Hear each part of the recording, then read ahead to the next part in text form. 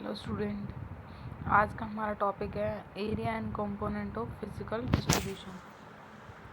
देखिए, इस चैप्टर में आपका मोस्ट इम्पोर्टेंट क्वेश्चन है। तो जो आपका फिजिकल डिस्ट्रीब्यूशन वाला चैप्टर है, इसमें से ये वाले क्वेश्चन आने का पूरे चांसेस है, 99% श्योरिटी है। देखिए, area and component of physical distribution कि फिजिकल डिस्ट्रीब्यूशन में आपका क्या क्या आता है। देखिए, मैंने आपको बताया था कि फिजिकल डिस्ट्रीब्यूशन का मतलब क्या होता है।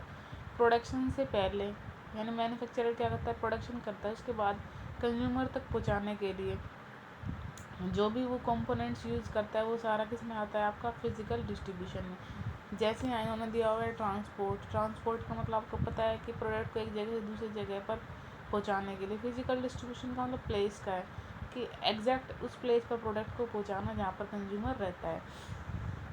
वेयर हाउस दिया हुआ है, inventory control, order processing, handling of finish goods, order size decision, packaging, customer service and redressal of consumer complaint, record maintain. ठीक है, तो इन सभी टर्म्स को हम अलग अलग पढ़ेंगे। फर्स्ट हम पढ़ते हैं ट्रांसपोर्टेशन का मीनिंग आप सभी लोगों को पता है कि जो हम प्रोडक्ट को एक जगह से दूसरी जगह तक पहुंचाने के लिए जो भी हम ट्रांसपोर्ट यूज़ करते हैं वो हमारा क्या कहलाता है, ट्रांसपोर्टेशन कहलाता है। ठीक है, जो भी ट्रांसपोर्टेशन के सोर्सेज है प्रोडक्ट को एक जगह से दूसरी जगह तक पहुंचाने के लिए। जैसे यहाँ इन्होंने रोडवे दिया हुआ है, रेलवे का एग्जांपल दिया हुआ है, एयरवे, वाटर ट्रांसपोर्ट, यानी हम प्रोडक्ट को अलग अलग तरीके से पहुँचा सकते हैं। फर्स्ट रोड ट्रांसपोर्ट, यहाँ रोड ट्रांसपोर्ट का मतलब हमारा क्या है, रोड का मतलब होता है सड़क, जो हमारे आइटम जो भी हमारे ट्रांसपोर्ट है वो सड़क पर जो चलते होंगे, रोड पर चलते होंगे, वो आपका किस में आएगा, रोड ट्रांसपोर्ट में आ जाएगा। यानी प्रोडक्ट को पहुंचाने के लिए ऐसे ट्रांसपोर्ट का यूज़ कर रहे हैं जो सड़कों पर चलते हैं। फॉर एग्जांपल ट्रक हो गए, लॉरी हो गई। ठीक है, ये डोर टू डोर सर्विस हमें प्रोवाइड करते हैं। यानी आपको अगर प्रोडक्ट कंज्यूमर को डोर टू डोर पहुँचाना है तो आप इस तरह के ट्रांसपोर्ट का यूज़ कर सकते हैं। देन रेलवे ट्रांसपोर्ट का हम यूज़ करते हैं जो कनेक्टेड होते हैं, जो कंट्री हमारी रेल से कनेक्टेड होती है, रेलवे से। इसमें सबसे बड़ा फ़ायदा ये है तो कम कॉस्ट लगती है। इसमें क्या है, कॉस्ट कम लगती है, जैसे ज़्यादा प्रोडक्ट हम बेच सकते हैं रेलवे के थ्रू और कॉस्ट हमारी क्या लगेगी, कम।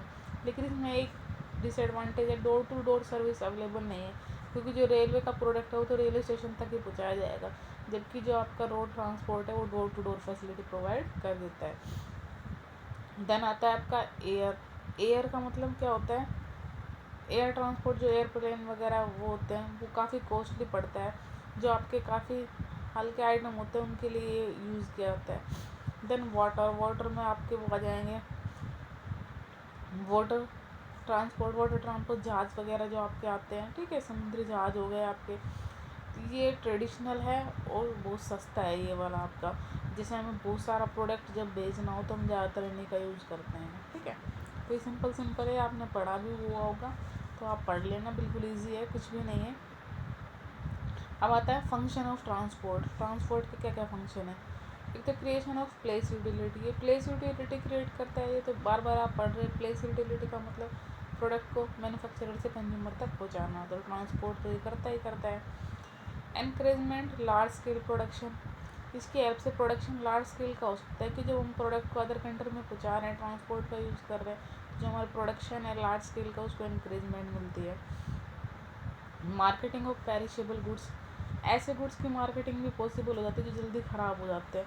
देखिए, ट्रांसपोर्ट अगर नहीं होगा तो हम प्रोडक्ट पहुँचाने में बहुत ज़्यादा टाइम लेंगे, और कुछ प्रोडक्ट ऐसे होते हैं जो जल्दी ख़राब हो जाते हैं, जैसे फूल, फल, सब्जियाँ, तो उनके लिए हमें क्या करना चाहिए, ट्रांसपोर्टेशन यूज़ करना चाहिए। ठीक है, ट्रांसपोर्टेशन की हेल्प से हम जल्दी से प्रोडक्ट पहुंचा सकते हैं। फैसिलिटेट स्पेशलाइजेशन, इनके हेल्प से स्पेशलाइजेशन भी पॉसिबल आपका हो सकता है। ठीक है, help in stabilization of price भी आपके स्टेबल हो जाते हैं। क्यों, क्योंकि इसमें क्या होता है, ट्रांसपोर्टेशन में प्रोडक्ट आपका एक साथ पहुँचाया जाता है। ठीक है, जैसे मान लीजिए हम अदर कंट्री में मार्केटिंग करना चाह रहे हैं, तो अदर कंट्री में हमने सारा प्रोडक्ट एक बार पहुँचा दिया। अगर कंज्यूमर मान लीजिए हमारे कंट्री से एक एक करके प्रोडक्ट मंगाता है, तो हर बार उसका रेंट लगेगा, तो उसका एक्सपेंसेस हो जाएगा और उसकी कॉस्ट ज़्यादा हो जाएगी, प्राइस ज़्यादा हो जाएगा। जबकि जब एक साथ प्रोडक्ट मंगाया जाएगा तो जो रेंट वगैरह है वो कम लगेगा। ठीक है, तो इससे भी प्राइस आपके स्टेबल रहेंगे। Help to enhance standard of living, इससे स्टैंडर्ड ऑफ लिविंग भी इंक्रीज़ होती है, क्योंकि कंज्यूमर सेटिस्फाइड हो जाते हैं, प्राइस भी कम होते हैं और कंज्यूमर का स्टैंडर्ड ऑफ लिविंग भी हाई हो जाता है। ठीक है, तो ये आपका किस में आएगा, ट्रांसपोर्टेशन में। देन आएगा आपका वेयर हाउसिंग। देखिए वेयर हाउसिंग क्या होती है, जब मैन्युफैक्चरर प्रोडक्ट को बनाता है, ठीक है, प्रोडक्ट को बनाने के बाद और कंज्यूमर तक प्रोडक्ट को पहुंचाने के बाद उसमें टाइम गैप होता है, ठीक है। उस टाइम पीरियड के दौरान प्रोडक्ट को जहाँ भी रखा जाता है, सेफ रखा जाता है, वो आपके वेयर हाउस होते हैं, ठीक है। ऐसा हम क्यों करते हैं, देखिए कुछ प्रोडक्ट ऐसे होते हैं जिनका प्रोडक्शन तो पूरे साल चलता है, ठीक है, लेकिन वो यूज़ किसी स्पेशल मौसम में ही होते हैं, ठीक है। जैसे गर्मी के एयर कंडीशनर वगैरह हो गए, वो गर्मियों में यूज़ होते हैं, सर्दियों के ऊनी कपड़े वगैरह हो गए, वो सर्दी में यूज़ होते हैं, इस तरह से, ठीक है।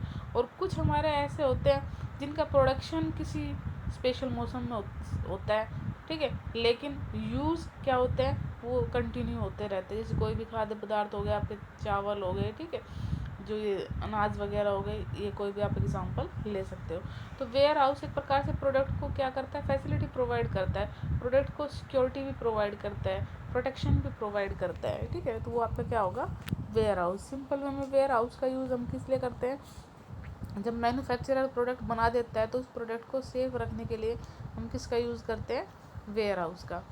अब आते हैं आपकी necessary of warehousing for export marketing. Export marketing में हमें वेयर हाउस की क्या रिक्वायरमेंट है। देखिए एक होता है break bulk operation. Break bulk operation का मतलब क्या होता है, देखिए हमें जो ऑर्डर मिलता है परचेज का, वो छोटे छोटे टुकड़ों में मिलता है। जैसे कि मान लीजिए मैं अदर कंट्री में अपना प्रोडक्ट एक्सपोर्ट करते हैं, ठीक है, और वहाँ से हमें ऑर्डर मिलता है, तो हमें बार बार छोटे छोटे टुकड़ों में वो ऑर्डर मिलता है। और अगर हम बार बार ऑर्डर लेंगे और बार बार प्रोडक्ट को सेल करेंगे तो उसमें टाइम भी ज़्यादा लगेगा और हमारी कॉस्ट भी ज़्यादा लगेगी, क्योंकि रेंट वगैरह भी हमें बार बार देने पड़ेंगे, चार्जेस वगैरह भी बार बार देने पड़ेंगे। इसलिए क्या करते हैं कुछ जो आपके एक्सपोर्टर होते हैं, वो क्या करते हैं, एक साथ बहुत सारा माल एक्सपोर्ट कर देते हैं, ठीक है, और वहाँ दूसरी कंट्री में वहाँ हमारे वेयर हाउस होते हैं, वहाँ पर वो प्रोडक्ट हम रख देते हैं। जब ऑर्डर आता है तो वहीं से वो प्रोडक्ट ले लिया जाता है। इससे उनकी कॉस्ट भी क्या हो जाती है, कम हो जाती है। तो इसके लिए हमें वेयर हाउस की रिक्वायरमेंट है। नेक्स्ट देखिए, नेक्स्ट है आपका रिसेंबली ऑपरेशन। रिसेंबली ऑपरेशन का मतलब क्या होता है, सॉरी रिसेंबली नहीं, रीअसेंबली ऑपरेशन। रीअसेंबली का मतलब क्या होता है, कुछ पार्ट होते हैं, जैसे मान लो कोई भी प्रोडक्ट हम बना रहे हैं, उसके अलग अलग पार्ट है, तो इसमें हम क्या करते हैं, सारे पार्ट को अलग अलग भेज देते हैं और वहाँ जाके वेयर हाउस में उनको असेंबल कर लेते हैं। इसके लिए भी वेयर हाउस की रिक्वायरमेंट होती है। ऐसा हम क्यों करते हैं, कई बार क्या होता है, कुछ कंट्रीज़ में क्या होता है कि जो टैक्स वगैरह लगाए जाते हैं, ड्यूटी वगैरह लगाई जाती है, वो पार्ट्स पे कम लगाई जाती है, जबकि कंबाइन अगर प्रोडक्ट आता है तो उस पर ज़्यादा लगा देते हैं। तो कुछ कंपनीज़ क्या करती है, वो असेंबल का काम अपने यहाँ ना कर कर पार्ट्स को ही सेंड कर देते हैं, क्योंकि उसकी कॉस्ट क्या लगती है, कम, और जो वेयर हाउस वो परचेज कर लेते हैं, वहाँ पर जाकर उनको असेंबल कर देती है। तो इसके लिए भी हमें वेयर हाउस की रिक्वायरमेंट होती है। टू इंश्योर टाइमली सप्लाई, वही बात आ गई कि प्रोडक्ट को हमें टाइम पर सप्लाई करना है। जैसे मैंने आपको बल्क ऑपरेशन वाले में बताया था कि हमें जो ऑर्डर मिलते हैं वो छोटे छोटे मिलते हैं परचेज़ के, ठीक है, और हमें टाइम पे सप्लाई करना होता है। लेकिन अगर मान लीजिए हमारी कंट्री यहाँ पर है और हम अदर कंट्री में एक्सपोर्ट करते हैं तो उसमें टाइम ज़्यादा लगेगा। तो टाइम पर सप्लाई करने के लिए हम क्या करते हैं, वेयर हाउस में प्रोडक्ट रख देते हैं, जैसे ही ऑर्डर आता है वहीं की वहीं से हम सप्लाई कर देते हैं। To overcome quota regulation. Overcome quota regulation का मतलब क्या है कि कई बार कोटा वगैरह, जो वही बात आ गई, ड्यूटी वगैरह से बचने के लिए हम प्रोडक्ट को एक साथ वेयर हाउस में स्टोर करके रख देते हैं। To ensure timely availability of spare parts and after sale service, वही बात आ गई, टाइमली अवेलेबिलिटी का मतलब जो आपके स्पेयर पार्ट्स हैं उनको टाइम पर अवेलेबल करा देना, ठीक है, क्योंकि मान लीजिए अगर यहीं से हम डायरेक्ट ऑर्डर लेंगे तो उसमें टाइम भी आपका ज़्यादा लगेगा। दूसरा आफ्टर सेल सर्विस होती है, कुछ प्रोडक्ट ऐसे होते हैं जैसे मान लीजिए हाई टेक्निकल के हैं, तो उनके जो स्पेयर पार्ट्स हैं वहाँ कंट्री में मिलते ही नहीं, तो स्पेयर पार्ट्स भी उनको यहीं से लेने होंगे। तो इसलिए हम क्या करते हैं, स्पेयर पार्ट्स भी वेयर हाउस में स्टोर करके रख देते हैं। To avoid high tariff rate, वही बात आ गई, हाई टैरिफ रेट से बचने के लिए भी हम किसका यूज़ करते हैं, वेयर हाउस का यूज़ करते हैं। तो सिंपल है, ये सारा किस में आ जाएगा, आपका फिजिकल डिस्ट्रीब्यूशन, क्योंकि ये सारी एक्टिविटी क्यों की जा रही है, प्रोडक्ट को कंज्यूमर तक पहुंचाने के लिए। तो प्रोडक्ट, मैंने पहले बताया कि प्रोडक्ट को कंज्यूमर तक पहुंचाने के लिए जो भी एक्टिविटी करोगी सारी किस में आएगी, आपकी फिजिकल डिस्ट्रीब्यूशन। तो फर्स्ट आपकी कौन सी हो गई, ट्रांसपोर्ट, सेकंड आपकी वेयर हाउस हो गई, एंड थर्ड है इन्वेंट्री कंट्रोल। इन्वेंट्री कंट्रोल का मतलब क्या होता है, इन्वेंट्री का मैनेजमेंट करना।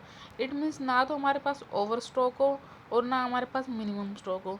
ऐसा भी नहीं हो कि हमारे पास जो स्टॉक पड़ा है वो बचा ही रहे, सेल्स ही ना हो, कंज्यूमर डिमांड ही ना करे, और इतना मिनिमम स्टॉक भी नहीं होना चाहिए, कंज्यूमर डिमांड कर रहा है, हमारे पास वो स्टॉक है ही नहीं, ठीक है। तो ये आपका किसके अंदर आता है, इन्वेंट्री कंट्रोल, ठीक है। अब आती है इसकी एडवांटेज। इन्वेंट्री कंट्रोल की क्या क्या एडवांटेज है। एक तो आता है यूनिटरेटेड सप्लाई। यूनिटरेटेड सप्लाई का मतलब वही हो गया कि जब रिक्वायरमेंट होती है तब हमें सप्लाई हो सकती है, अगर हम इन्वेंट्री कंट्रोल करें। इन्वेंट्री कंट्रोल में ना तो हमारे पास इन्वेंट्री एक्सेस होगा और ना ही लेस होगा।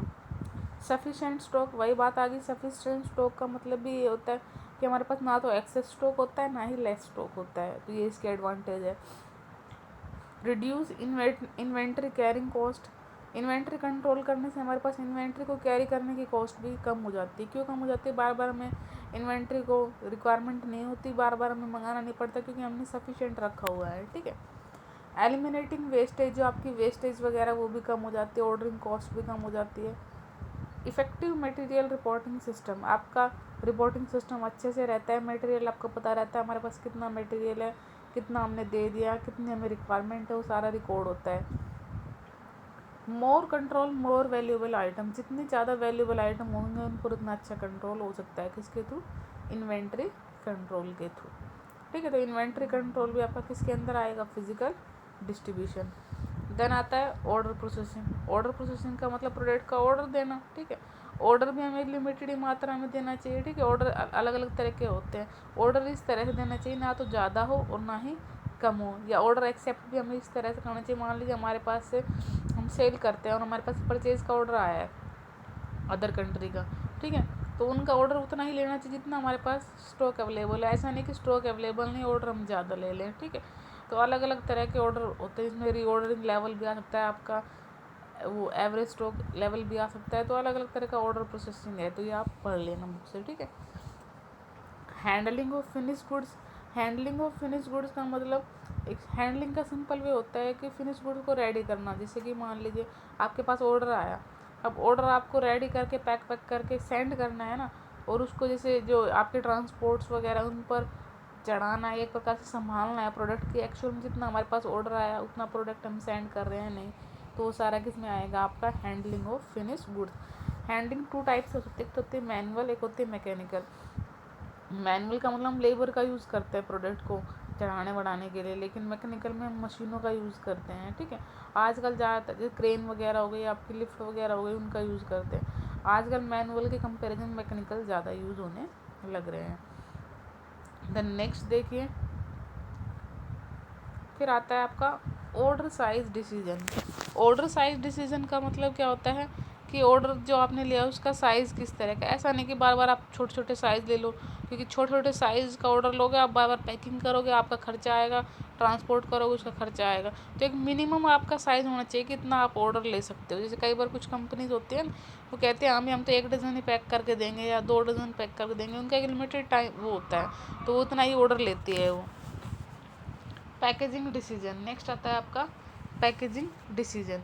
पैकेजिंग डिसीजन भी मेन है। देखिए वैसे तो पैकेजिंग का पहले यूज़ हम किस लिए करते थे, सिक्योरिटी के लिए, ताकि प्रोडक्ट सिक्योर रहे। लेकिन आजकल पैकेजिंग का प्रयोग एक तो अट्रैक्टिव प्रोडक्ट को बनाने के लिए, दूसरा कंज्यूमर को प्रोडक्ट के बारे में नॉलेज देने के लिए, क्योंकि पैकिंग पर सारी चीज़ें लिखी होती है, प्रोडक्ट किस टाइप का है, क्या क्या इसके अंदर मटेरियल बना है, तो वो सारी चीज़ें डिटेल पैकेजिंग पर होती रहती है।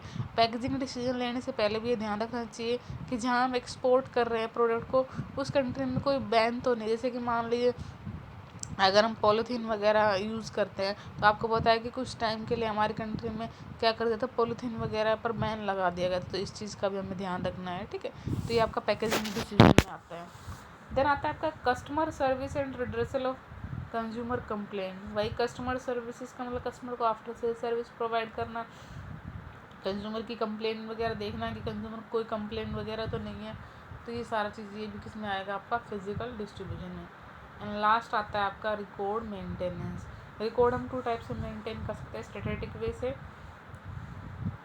और अदर वे से, ठीक है। स्ट्रेटेजिक वे में आपके कौन कौन से आएंगे, से होलसेलर हो गए, आपके रिटेलर हो गए, कंज्यूमर हो गए, सेल्स एजेंट हो गए, जो भी रिकॉर्ड रखते हैं। अदर में आएंगे आपके सेल्स का रिकॉर्ड रखना, मार्केट शेयर का रिकॉर्ड रखना, मीडिएटर की एडवांस पेमेंट कितनी की है उसका रिकॉर्ड रखना, तो ये सारा इसमें आपका आ जाएगा। आज की वीडियो थोड़ी सी लंबी हो गई क्योंकि टॉपिक आपका लंबा हो गया था, लेकिन ये वाला क्वेश्चन आपका मोस्ट इम्पॉर्टेंट है। फिजिकल डिस्ट्रीब्यूशन में से इस वाले क्वेश्चन के आने के पूरे चांसेस होंगे, इसलिए थोड़ी सी वीडियो आपकी लंबी हो गई है। और उस टॉपिक को आप पढ़कर देखना, क्योंकि ये इतना ईजी है कि इसमें बताने से आपको समझ में नहीं आएगा। एक बार आप बुक से पढ़ोगे तो ईजीली आपको समझ में आ जाएगा। Okay, thank you.